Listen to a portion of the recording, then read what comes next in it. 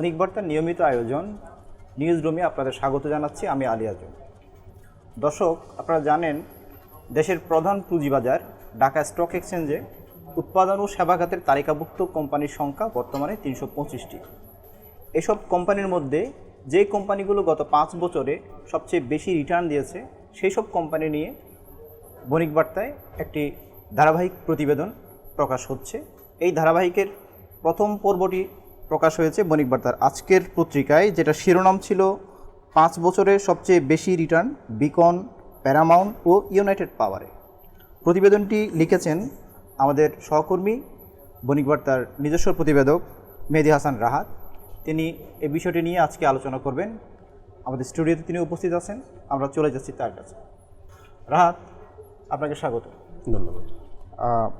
পুঁজিবাজারে সবচেয়ে বেশি রিটার্ন দিচ্ছে এরকম কোম্পানিগুলো নিয়ে আপনি একটি ধারাবাহিক প্রতিবেদন লিখছেন বণিক বার্তায়। আমি আপনার কাছে জানতে চাইব, এই সময়ে এসে সবচেয়ে বেশি রিটার্ন দিচ্ছে এই ধরনের কোম্পানিগুলো নিয়ে এরকম একটা ধারাবাহিক লেখার পেছনে কি কারণটা কাজ করছে? আচ্ছা, ধন্যবাদ আপনাকে আবারও। আসলে আমরা যদি দেখি যে কোভিড-19-এর কারণে বেশ কয়েক মাস আমাদের পুঁজিবাজারে বেশ একটা খারাপ অবস্থার মধ্যে দিয়ে গিয়েছে। তার মধ্যে মাঝখানে আমরা গত 2 মাস আগে আমরা বেশ কিছু রিপোর্ট করেছি, কিছু ইন্টারন্যাশনাল পাবলিকেশনসও আপনার সেই রিপোর্টগুলো এসেছে যে রিজিওনাল এবং হচ্ছে যে ইন্টারন্যাশনাল যে শেয়ার মার্কেটগুলো আছে তাদের যে প্রতি মাসে যে রিটার্ন আসে সেই রিটার্নে আপনার বাংলাদেশের পুঁজিবাজার সবার উপরে ছিল রিটার্নের দিক দিয়ে আপনার অগাস্টে। তো মানে সে একটা সময় পর্যন্ত পুঁজিবাজারের সূচক অনেক নিচে নেমে গিয়েছিল। তো সেখান থেকে কোভিডের সংকট কাটিয়ে আমাদের পুঁজিবাজার আবার রিভাইভ করেছে। তো সেটা নিয়ে মানে পুরো বৈশ্বিকভাবেই হচ্ছে যে আমাদের পুঁজিবাজারে সবচেয়ে বেশি রিটার্ন এসেছিল। তো সেই থেকে আসলে আমরা একটু দেখার চেষ্টা করলাম যে আসলে মানে এটা তো শুধু মানে পুঁজিবাজারের কোম্পানিগুলো রিটার্ন শুধু 1 মাসের বা 6 মাস বা 1 বছর দিয়ে আপনার মেজার করলে হয়তো বা পুরোপুরি চিত্রটা রিফ্লেকশন হয় না।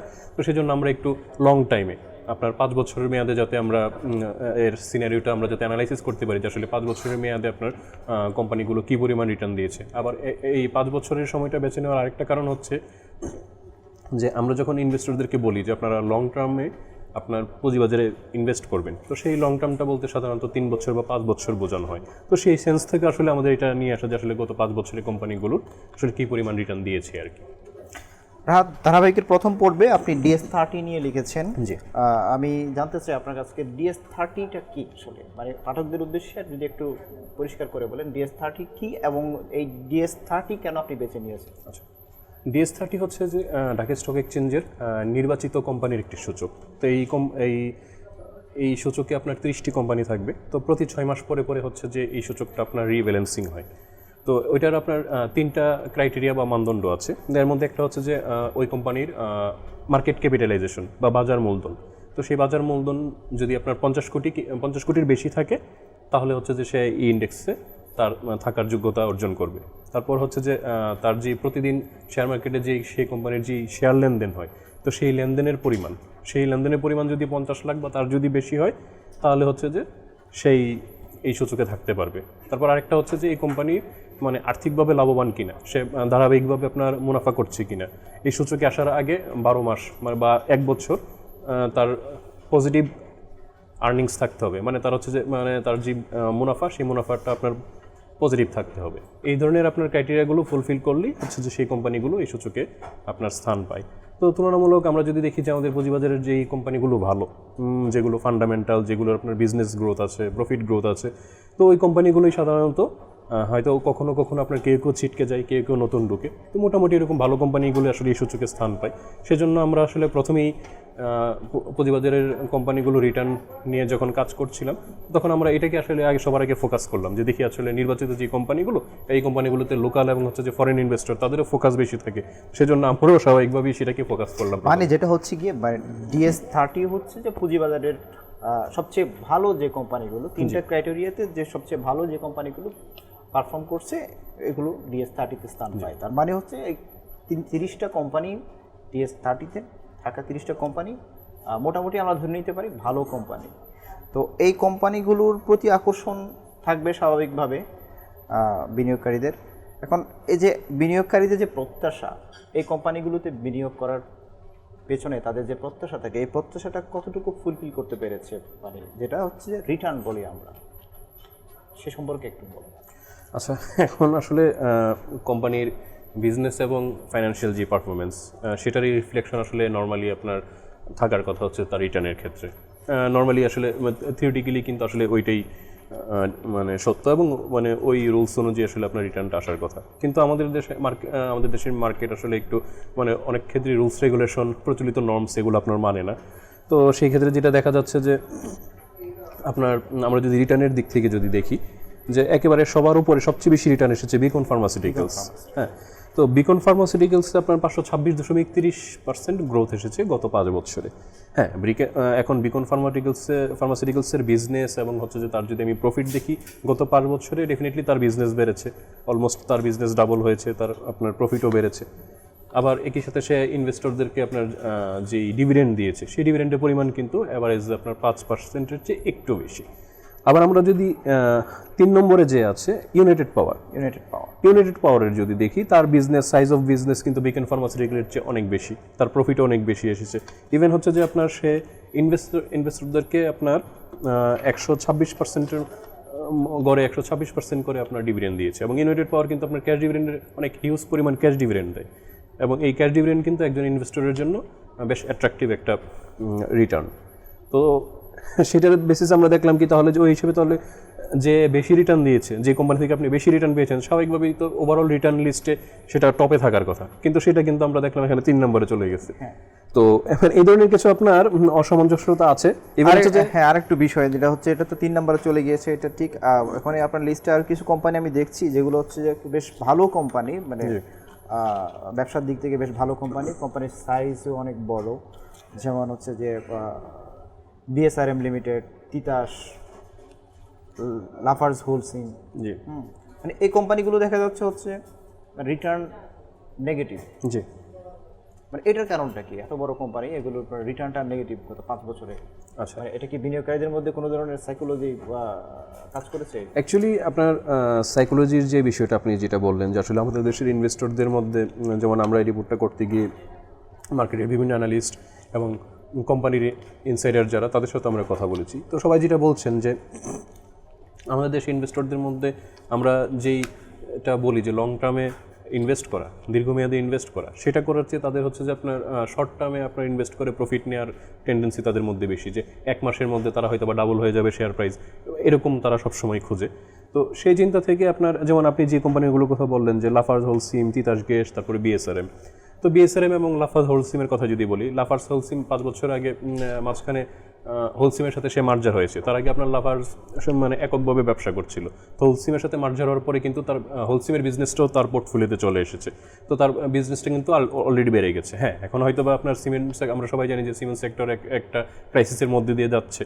তো এই ক্রাইসিসটা আপনার সবসময় থাকবে না। যেহেতু সে মার্জার করে তার বিজনেসটাকে সে বড় করে নিয়েছে। আবার লাফার হোলসিমের একটা সুবিধা আছে যে সে ক্লিংকার আনছে তার নিজস্ব কারখানা থেকে, এক্ষেত্রে তার কিন্তু একটা কস্ট মিনিমাইজেশন আছে। এই সব ইনসাইটগুলো কিন্তু আমাদের ইনভেস্টররা কখনোই চিন্তা করে না। সেটা চিন্তা করলে তারা হয়তো বা ওইভাবে যদি ফোরকাস্ট করতো যে আমি যদি এখন শেয়ারটা হোল্ড করি তাহলে 5 বছর পরে আমাকে কী রিটার্ন দেবে, ওইরকম অ্যানালিসিস করে আসলে ইনভেস্ট করার ইনভেস্টর আমাদের এখানে খুবই কম। যেটারই আমরা আসলে রিফ্লেকশন দেখতে পাচ্ছি যে লাফার্স কিংবা বিএসআরএম লিমিটেডের মতো আপনার ভালো কোম্পানির শেয়ারে আপনার নেগেটিভ রিটার্ন এসেছে। বিএসআরএমের কর্মকর্তারা তারাও বলছেন যে আসলে আমাদের বাজার এবং হচ্ছে বিনিয়োগকারী তারা কেউই পরিণত না, যে তাদের ধারাবাহিক পারফরমেন্স থাকা সত্ত্বেও আসলে সেটা রিফ্লেকশন তাদের শেয়ারের রিটার্নে আসেনি।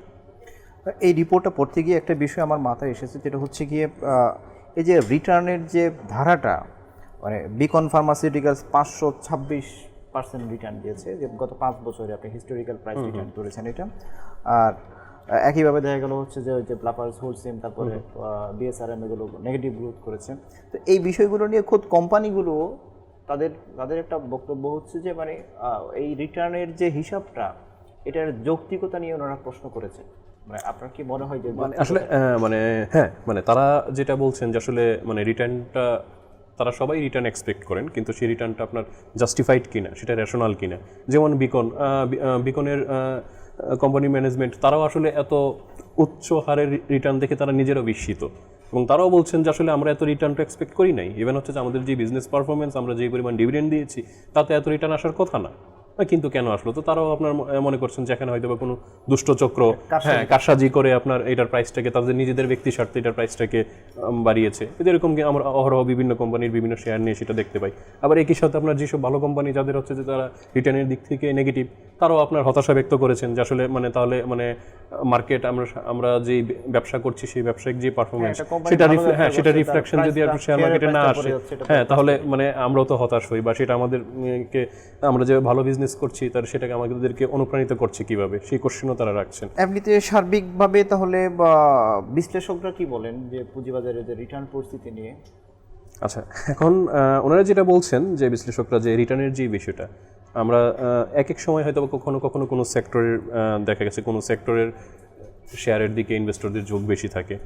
আমরা এগুলো নানা সময় আপনার শিফটিং হয়। কখনো দেখা গেলো যে হয়তো বা ইনভেস্টররা মনে করছেন যে মাল্টিন্যাশনাল কোম্পানির শেয়ারে আপনার ভালো রিটার্ন আসবে, তারা তখন দেখা গেলো যে মাল্টিন্যাশনাল কোম্পানির শেয়ারে শিফট করলেন। এর সাথে আবার একটা ফরেন ইনভেস্টমেন্টের একটা আছে যে ফরেন ইনভেস্টররা যে আপনার সাধারণত আপনার যেই শেয়ার বা যেই সেক্টরে আপনার ফরেন ইনভেস্টররা শিফট করেন, জেনারেল ইনভেস্টররা তাদেরকে ফলো করে।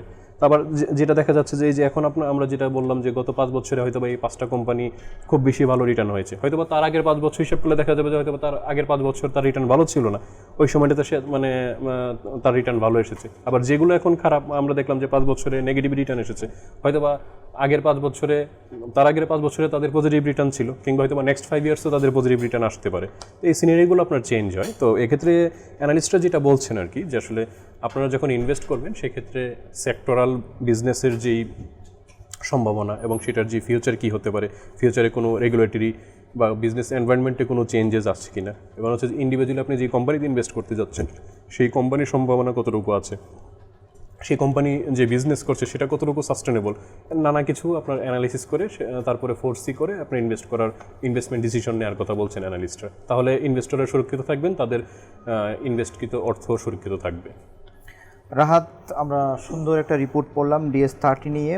আমরা আশা করছি ধারাবাহিকের বাকি প্রতিবেদনগুলো আপনি সুন্দরভাবে উপস্থাপন করবেন। আমরা আরও ভালো কিছু রিপোর্ট আপনার হাত থেকে পাবো। ধন্যবাদ আপনাকে, অসংখ্য ধন্যবাদ। দর্শক, সাম্প্রতিক বিভিন্ন খবর ও তার বিশ্লেষণ নিয়ে আমরা নিয়মিত থাকছি ডিজিটাল মাধ্যমে। সর্বশেষ খবর জানতে চোখ রাখুন বণিকবার্তা.net-এ। করোনার সংক্রমণ থেকে রক্ষা পেতে সচেতন থাকুন, সুস্থ থাকুন।